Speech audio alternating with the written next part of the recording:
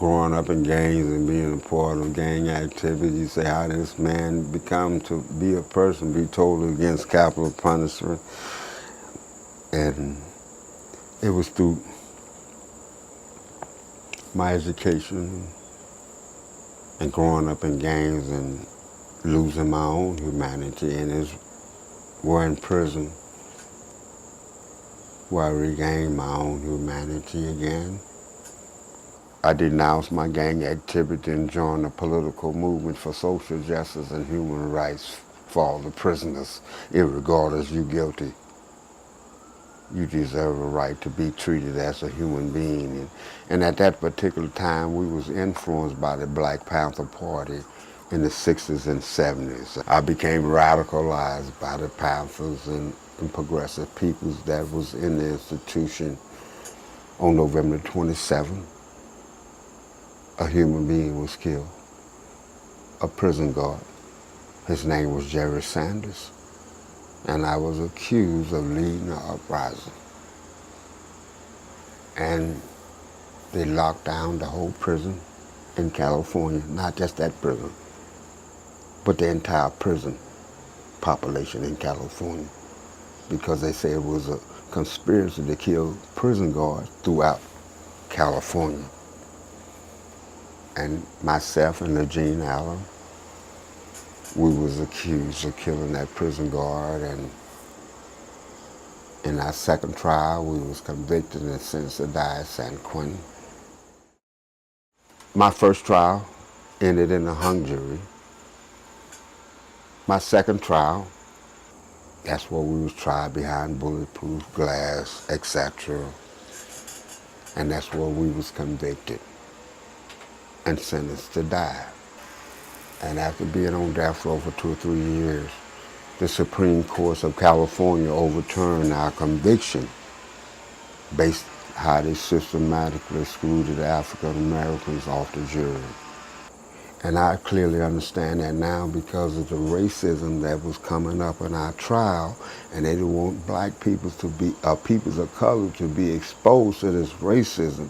So he made it an effort, a supreme effort, to make sure no other African American would be on this jury.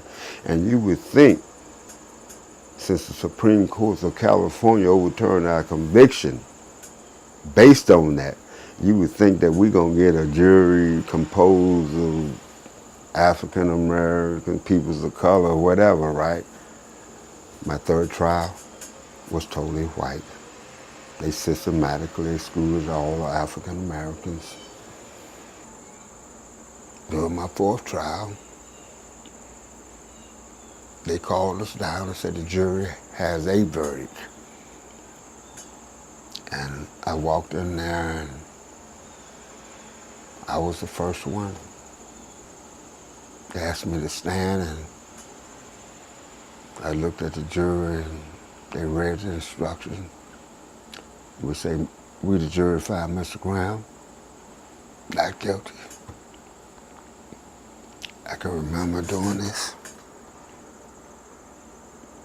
And after 11 long years, my greatest nightmare has finally come to an end.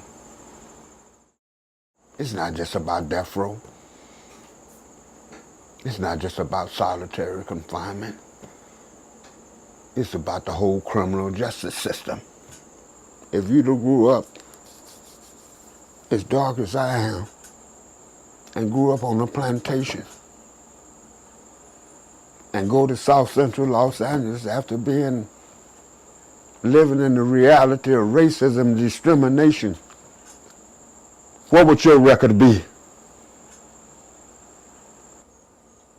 You pull the white kids over, you're going to find alcohol on their breath too. You're going to find a little marijuana in their car.